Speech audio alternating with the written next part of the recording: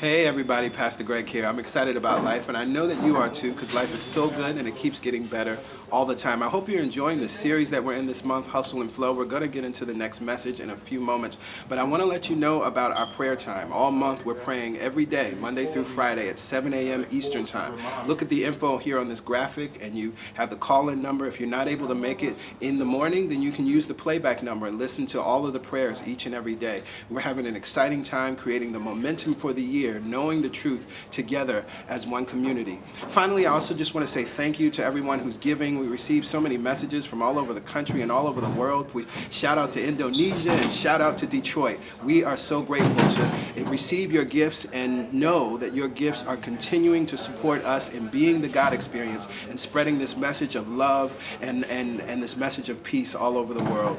We have a powerful message in store for you today. Let's get into it. You know, often it's really easy for us to see the divine in nature, right? We've all marveled at the divine in nature. But can you marvel in the same way at yourself? We are stardust, literally, not figuratively. The same things that are in the stars are in you. When you marvel at the stars, you are marveling at yourself. If you marvel at the stars, marvel at yourself. And when we understand that God is everything, that includes us. You're holy and divine beings, nothing less. And that song is a celebration of that. Thank you, Soul 21. Lord, have mercy. Have mercy. So we're going to jump right in. We're having a good time this month with Hustle and Flow. In week 1, we started with re-engineering the corporation, recognizing that each of us are the CEO of a corporation, and that corporation is our thought system. And we recognize that many times we need to adjust our thoughts in order to have the experience in life that we want. And so we use 3 words that we're going to place all around the workplace, right? Align, allow, and flow. And we talked about the fact that when we're in that aligned space, when we start our day by connecting, connection creates confidence, and confidence creates calm. Last week, we dealt a little bit more with that aligned step with the topic, there is no spoon. Recognizing that many times the reason that we hustle is because we think that our physical being, is the thing that is doing or has to do the work. But in truth, we can look to the wisdom of the Matrix and realize that there is no spoon. Or we can go to the wisdom of Empire Strikes Back, Yoda, right? Judge me by my size to you, size matters not, right? My ally is the force, and a powerful ally it is. Or you can listen to the wisdom of Jesus, who also says, it is not I, but the Father within me that does the work. Recognizing that there is no spoon. When you recognize who and what is working through you, this everything that we sang about, you can let go of the hustle and live in the flow. So this week I was observing something that I like to observe from time to time because it just cracks me up. So you know how during our morning commutes, you watch everybody pack into the train, right? Everybody packs in like sardines. And it's always fascinating to watch how people will fight to get in the train and hold the door. And you know, I've done that from time to time, right? But what's interesting is when we're all sitting there, you know, kind of like this, or, you know, nobody looks happy. Most people, the jobs that they're going to, they hate. The people that they're working with, they don't like. And they were probably complaining to their friends the night before about, I got to go to this place tomorrow morning. But yet, they're running and willing to pack themselves in to get into a subway, to go somewhere that they don't even want to be. I find that so fascinating. And every now and then I just look and I watch and I laugh. It's interesting. Like, why do we do that? Right? Why do we do that? And I recognize as I thought about that, I said, you know, I can see on many people's faces, sometimes I feel like I can hear their thoughts, right? The complaints and the rolled eyes. And I realize that many people, even in their morning commute, are already pissed off, right? Because I got to go to this place that I don't want to go to. Now, as I thought about that, I was reminded of one of the foundational lessons in A Course in Miracles. It's lesson 5. It's something that I use for myself all the time as a tool whenever I'm pissed off. Lesson 5 says, I am never upset for the reason I think. I love that lesson. And so what I began to think about as I dealt with that, I realized that as we are many times in this hustle place and that's celebrated in life, and unfortunately the hustle leads us into trying to jump on the train and do those things that everyone does in their morning commute and complain about their jobs. We're pissed off about something, but we don't understand what it is we're actually upset about. We think it's the job. We think it's our coworkers. We think it's our boss. We think it's the raise we didn't get, or all of these things we think, right? Or the recognition we didn't get. But what I recognize is that it's never the thing, it's never the person, it's never the experience that we're upset about or pissed off about, but it's a belief that we hold. I'm never upset for the reason that I think. It's not the direct experience that I just had, because we recognize that thought precedes every experience.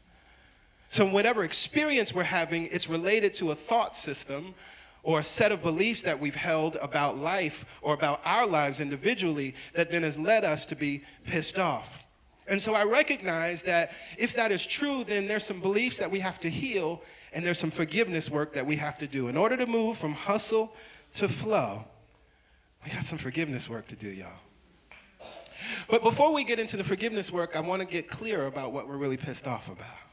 And in order to do that, as I just mentioned, A Course in Miracles, I want to take us to another text, a text that I've mentioned from time to time and has been a source of personal study for me, and I want to share some things about it today. It's the sequel to A Course in Miracles, A Course of Love. It's a text that a lot of people don't know about, but it's sort of starting to gain more and more notoriety. It's another channeled text, channeled by a completely different individual, and yet it is a beautiful, beautiful sequel to A Course in Miracles. And what A Course of Love is really inviting us to do, as A Course in Miracles is inviting us to understand the ego and to understand that thought system that it creates and choose between love and fear. That's really a head thing, right? We recognize, all these things are going on in my mind, the things that I'm thinking, the things that I'm believing. And what can happen many times, and I'm sure this will resonate with many of you who have studied the Course, is that what begins to happen is the ego uses those very lessons and all the things that you've learned, all that truth against you, right? Like, you should know better, and why are you upset? You're never upset for the reason you think, and it begins to just attack you in a way, although you were studying truth. And so the recognition is that we have to understand the power of our thoughts, and then we have to unite our mind with our heart.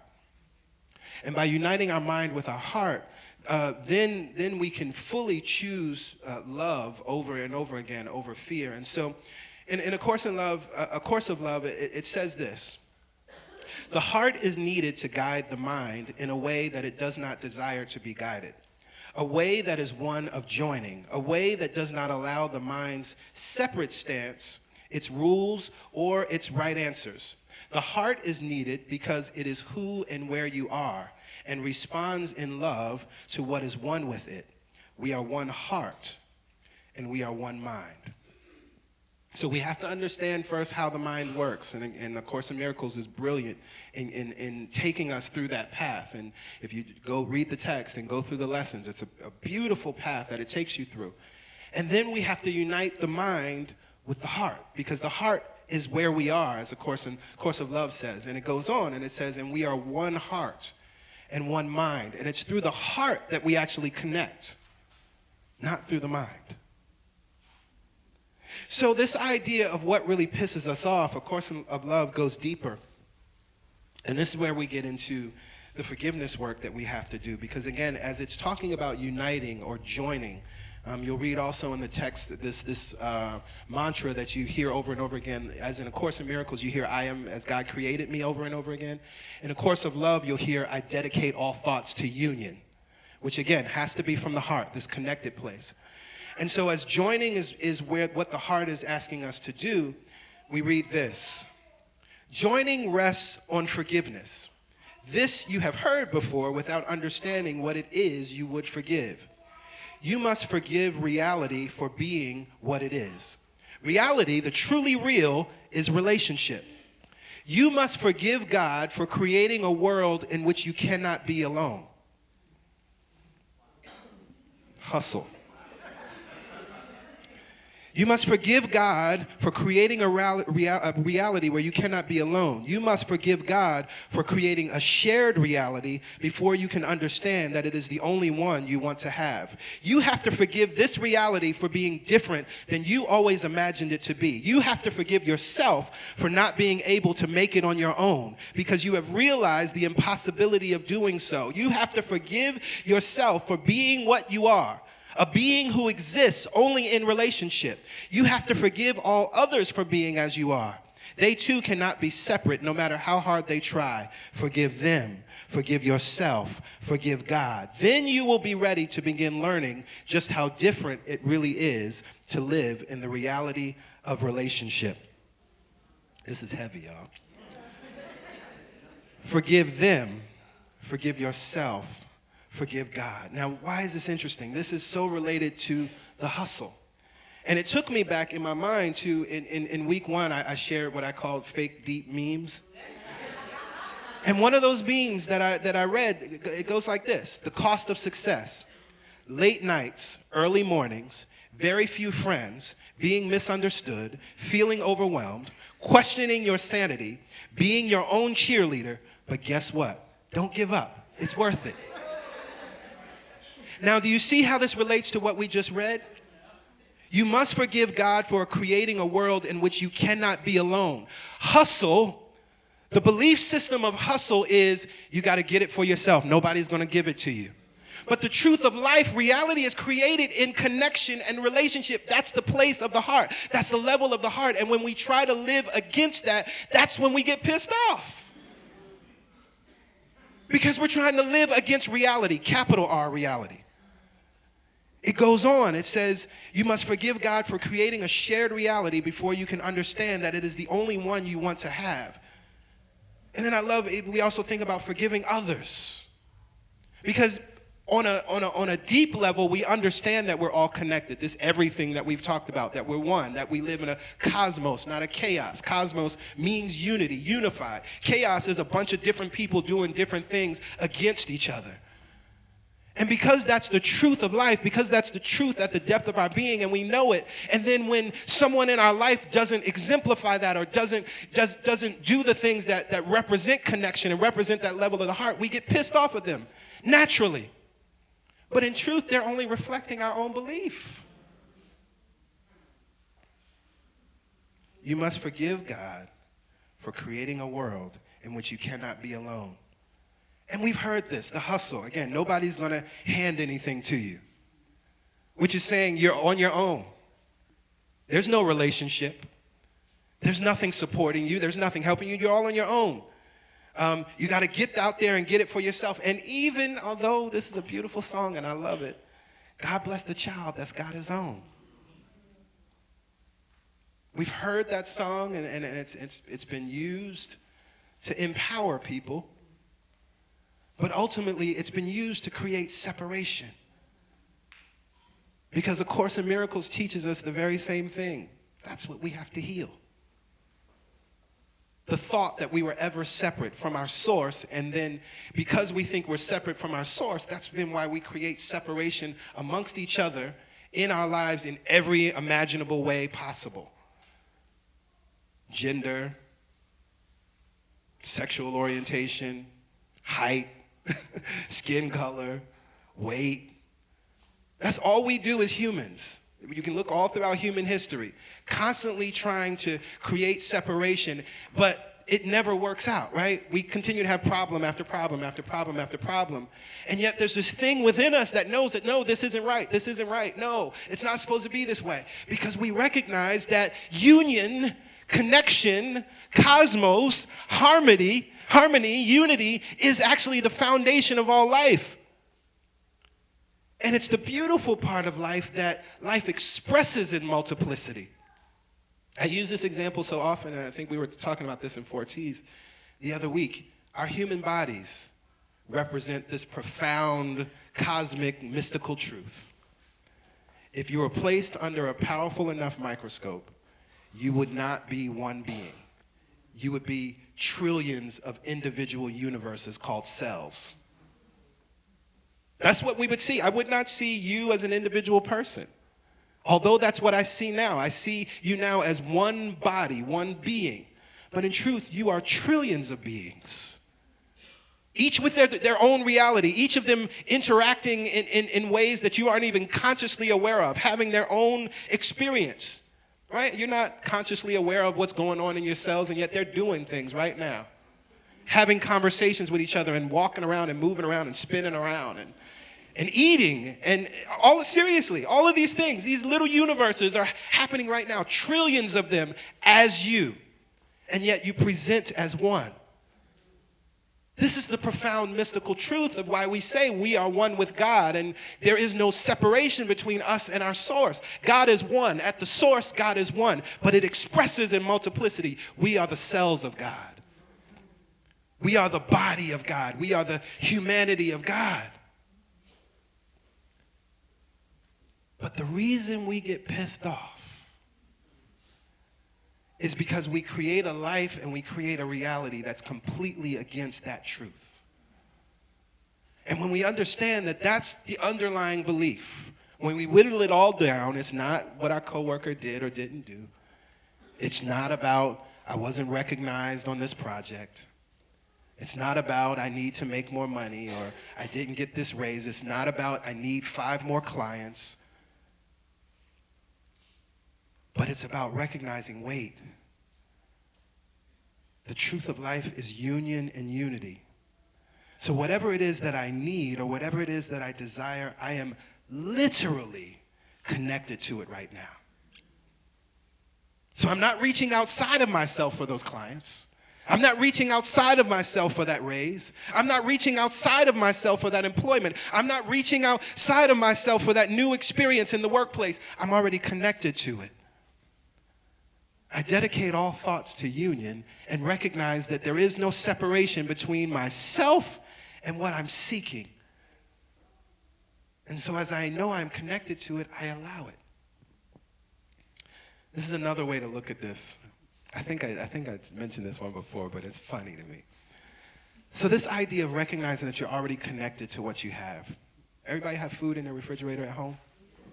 You know you have food in your refrigerator at home, right?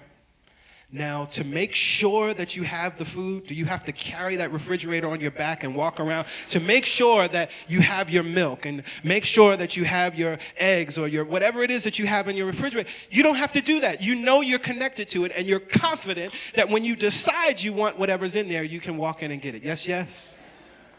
This is how we are connected to everything. And this is the knowingness that we must possess to be able to call it into our lives. That feels good? All right, beautiful. So last week as we talked about, well, wait, before we get there, I want to say this other piece. I talked about God bless the child that's got his own. One of the other ways, and this is deceptive, it's tricky. For a lot of people, we live in this place of, oh, it's just me and God. Right? But we're all God. You see how that's a deceptive trick to then it's like, oh, well, it's just me and God. We're separate. And all of y'all, I don't know what y'all are, but me and God, we good. And because in truth, everyone is God, we are individualized expressions of God. When we cut ourselves off in that way, then we cut ourselves off from being helped, from being served, from being supported by God as our brothers and sisters. And so it's a very deceptive thing that we do. I'm sorry I had to share that one, but moving forward. So last week we were talking about this idea of there is no spoon, right? And we recognize that until we forgive this belief in separation, you can't get to the place of there is no spoon. There is no spoon is the reality that you were connected to it all the time. So you're not trying to make some external thing that's not you bend. You're bending. Y'all hear that? You're bending. It's not the spoon. It's not some other thing. It's just you. And so you recognize the connection. So as I said, there's some forgiveness work that we need to do. And I'm complete. I want us to stand. And we're gonna forgive ourselves and set ourselves free right here and right now. I talked about last week that when we operate as though there is a spoon and we operate in the hustle, we end up angry, we end up resentful, we end up pissed off. Yes, yes? And so we recognize that we don't want to live in that place anymore. We all, you don't have to raise your hands, all can recognize and have been in that place of being pissed off because of this belief in separation, if we're honest with ourselves now as we look at it. And so we're going to release this thing, and I ask you to affirm this with me. Right here and right now, I release all beliefs in separation. I remember that I am one with everyone and everything. I forgive myself for the harm that I have brought to myself through this belief. And I set myself free. Right here and right now, I am free. Right here and right now, I am one with all life. Right here and right now, I give thanks for this truth. And we say amen, ashe. And so it is. And so it is. And so it is. Thank you, God.